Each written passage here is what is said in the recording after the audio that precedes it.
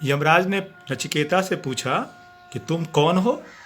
नचिकेता ने नमस्कार कर, हाथ जोड़कर नमस्कार करते हुए विनम्र स्वर में कहा, देव, मैं महर्षि बाजसर्वा का एकमात्र पुत्र नचिकेता हूं।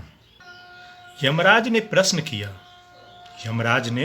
प्रश्न किया, ऋषि कुमार, तुम्हारे यहां आने का कारण? नचिकेता फिर विनम्र स्वर में बोला। विनम्र का मतलब होता है बच्चों आदर से, इज्जत भाव से आवाज में वो बोलता है, देव, मेरे पिताश्री ने सर्वमेघ यज्ञ किया है, उसी की दक्षिणा स्वरूप मुझे आपकी सेवा में भेजा गया है। इतना सुनकर यमराज का आश्चर्यचकित होना स्वाभाविक था। वे बोले, तुम्हें यमपुरी आते हुए भय नहीं लगा? नचिकेता ने सरलता के साथ उत्तर दिया, देव, भय कैसा? मेरी दृष्टि में मृत्यु तो सबसे बड़ा वरदान है।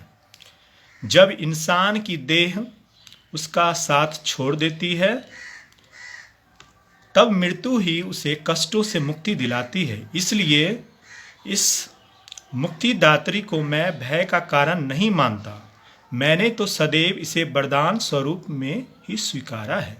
नचिकेता देखो छोटा सा बालक है बच्चों, और वह इतनी बड़ी बड़ी बातें वो भी किसके सामने? यमराज के सामने बोल रहा है। बालक नचिकेता की बातें ज्ञान और रहस्य से भरी हुई थी। इतनी अल्पावस्था में इतना गुणवान होना किसी विरले का ही काम है। विरले का मतलब होता है बच्चों जो असाधारण, यानी कि 100 में एक व्यक्ति ऐसा हो, 100 में एक व्यक्ति ऐसा हो, हजारों में एक व्यक्ति ऐसा हो। विरले खोजते हुए भी नहीं मिलता ऐसा व्यक्ति। इसलिए यमराज को और भी ज़्यादा आश्चर्य हुआ। वह बालक की ज्ञान भरी बातों से प्रभावित होते जा रहे थे। कुछ क्षण रुककर उन्होंने पूछा। किसने पूछा? यमराज ने पूछा। यमराज ने पूछा, नचिकेता, तुम 3 दिन से भूखे प्यासे मेरे द्वार पर पड़े हुए हो। इस बार नचिकेता मौन रहा। उसने यमराज के इस प्रश्न का उत्तर नहीं दिया। यमराज ने उसके आतिथ्य का पूरा प्रबंध कर दिया और खा पीकर विश्राम करने के लिए कहा। बालक नचिकेता ने यमराज का आतिथ्य स्वीकार कर लिया। वह खा पी कर विश्राम करने लगा।